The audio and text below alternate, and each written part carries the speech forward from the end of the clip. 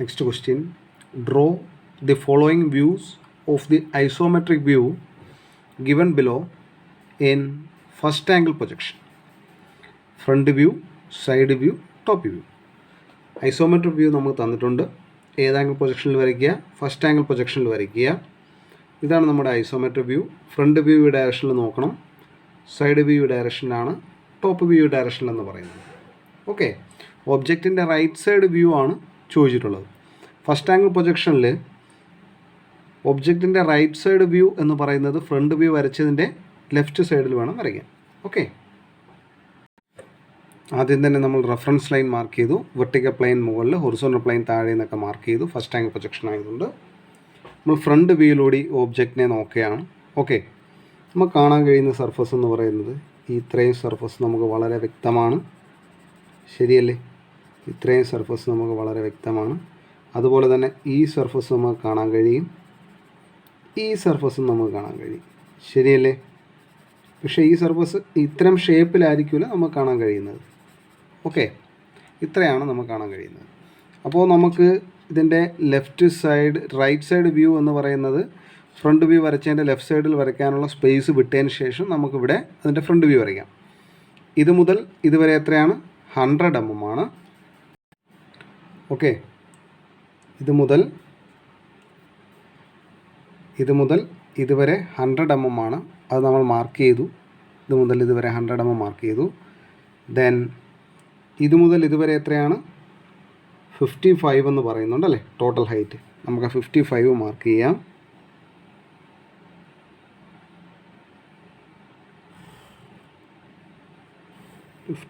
നമ്മൾ മാർക്ക് ചെയ്തു. ദെൻ ഇത് മുതൽ ഇതുവരെ 20 ഉണ്ട്.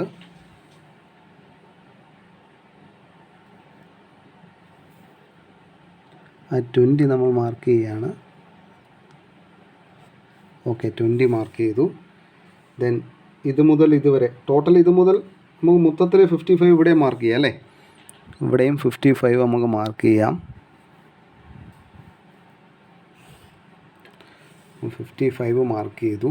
ഈ പോർഷനിൽ നമ്മൾ 55 മാർക്ക് ചെയ്തു. ദെൻ ഇത് മുതൽ ഇതുവരെ എത്രയുണ്ട്? 45 എന്ന് പറയുന്നുണ്ട്. ആ 45 നമുക്ക് മാർക്ക് ചെയ്യാം. ടോട്ടലി മാർക്ക് ചെയ്തതിന് ശേഷം നമുക്കതിൽ 45 മാർക്ക് ചെയ്താൽ മതി. ഓക്കെ, ടോട്ടലി മാർക്ക് ചെയ്തതിന് ശേഷം നമ്മളവിടെ എത്ര മാർക്ക് ചെയ്യുന്നു? 45 എത്രയാണെന്ന് മാർക്ക് ചെയ്യുന്നു. ശരിയല്ലേ? ദെൻ ഇത് മുതൽ ഇതുവരെ എത്രയുണ്ട്? 15 എന്ന് പറയുന്നുണ്ട്. നമുക്ക് ആ 15 അവിടെ മാർക്ക് ചെയ്യാം. ഓക്കെ, 15 ഏതുവരെയുണ്ട്? 45 ലെങ്തിലുണ്ടല്ലേ?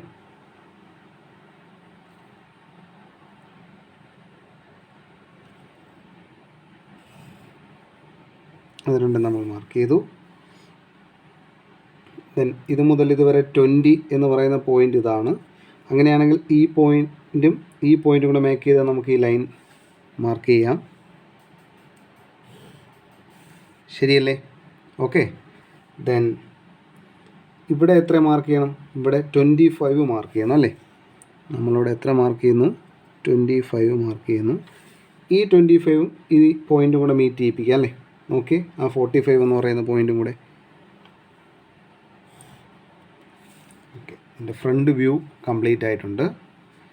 ഫ്രണ്ട് വ്യൂ കംപ്ലീറ്റ് ആയി. ഈ കാണുന്ന സർഫസ് എന്ന് പറയുന്നതാണിത്. ഓക്കെ, ഈ കണ്ട സർഫസാണ് ഈ പോർഷൻ. ദെൻ നമുക്ക് ആ ഇറഗുലറായിട്ട് കണ്ട ഈ ഒരു പോർഷൻ, ഈ ട്രപ്പിസോഡൽ പോർഷൻ എന്ന് പറയുന്നത് നമുക്കിവിടെ കിട്ടും അല്ലേ? ഓക്കെ, അപ്പോൾ അതിൻ്റെ ഫ്രണ്ട് വ്യൂ കംപ്ലീറ്റ് ആയിട്ടുണ്ട്. ഇനി നമുക്ക് എന്താ വരയ്ക്കേണ്ടത്? ഇതിൻ്റെ ടോപ്പ് വ്യൂ ആണ്.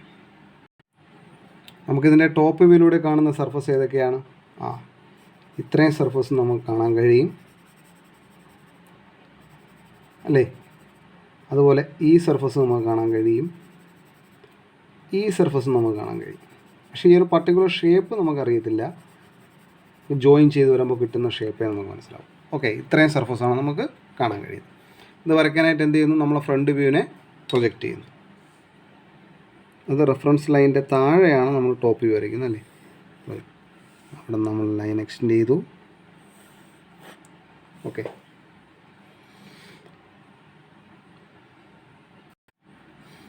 ഇത് മുതൽ ഇതുവരെ എത്രയുണ്ട്?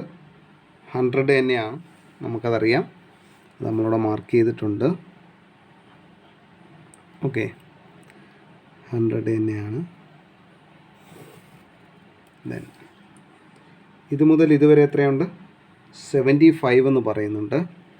നമ്മൾ 75 മാർക്ക് ചെയ്യുന്നു.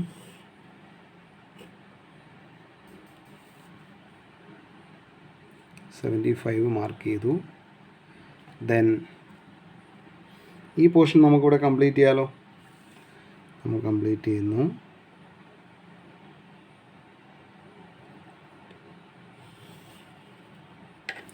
ഓക്കെ, ഈ പോർഷൻ നമ്മളിവിടെ കംപ്ലീറ്റ് ചെയ്യുന്നു. ദെൻ ഇത് മുതൽ ഇതുവരെ എത്രയാണ്? 20 ആണ്, അത് നമ്മളിവിടെ മാർക്ക് ചെയ്യുന്നു. ദെൻ 20യിൽ നിന്ന് എത്ര മാർക്ക് ചെയ്യണം? 45 മാർക്ക് ചെയ്യണം.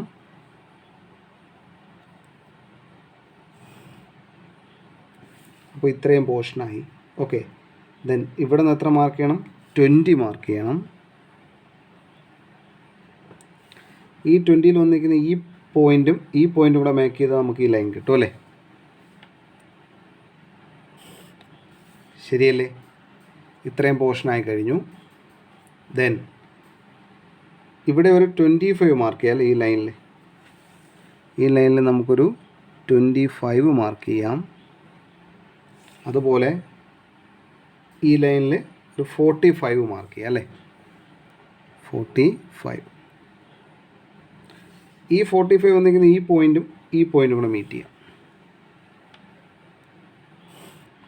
ശരിയല്ലേ? ഇതല്ലേ അതിൻ്റെ ടോപ്പ് വ്യൂ.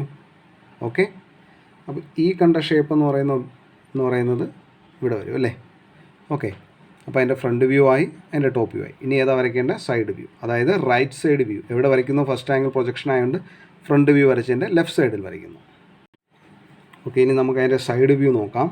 ഓക്കെ, അതിൻ്റെ സൈഡ് വ്യൂവിൽ നമ്മൾ കാണുന്ന സർഫസ് എന്ന് പറയുന്ന സൈഡ് വ്യൂ നോക്കുന്നത് എങ്ങനെയാണ്? നമുക്ക് ഈ സർഫസ് വ്യക്തമായിട്ട് കാണാൻ കഴിയും. ശരിയല്ലേ? അതുപോലെ ഈ സർഫസ് നമുക്ക് കാണാൻ കഴിയും. ഇത്രയാണ് നമുക്ക് ഇതിൻ്റെ സൈഡ് വ്യൂവിലൂടെ കാണാൻ കഴിയുന്നത്. ഓക്കെ, അപ്പോൾ അത് വരയ്ക്കാനായിട്ട് എന്ത് ചെയ്യുന്നു? നമ്മൾ ഫ്രണ്ട് വ്യൂവിനെ എക്സ്റ്റെൻഡ് ചെയ്യുന്നു.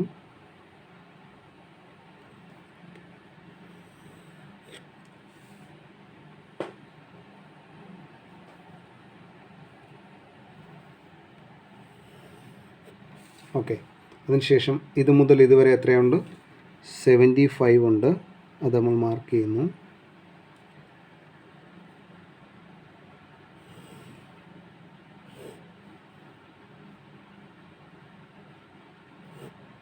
ഓക്കെ, ദെൻ ഇത് 55 തന്നെയാണ്, ഇവിടെ 55 ഉണ്ട്.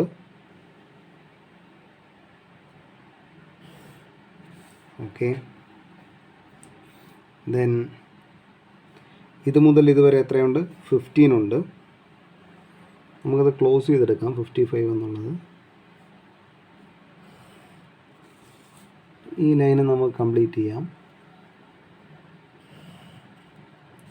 ഓക്കെ, ദെൻ ഇത് മുതൽ ഇതുവരെ എത്രയുണ്ട്? 15 ഉണ്ട്, അത് നമ്മൾ മാർക്ക് ചെയ്യുന്നു. 15. ദെൻ ഇത് മുതൽ ഇതുവരെ എത്രയുണ്ട്? 20 ഉണ്ട്, അത് നമ്മളിവിടെ മാർക്ക് ചെയ്യുന്നു. ദെൻ ഈ 15ഉം 20 ആയിട്ട് നമ്മൾ മേക്ക് ചെയ്ത ലൈൻ വരയ്ക്കുന്നു.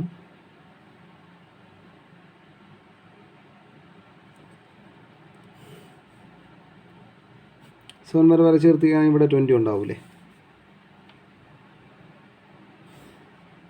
ഓക്കെ, ഇത് തന്നെയാണല്ലോ അതിൻ്റെ സൈഡ് വ്യൂ.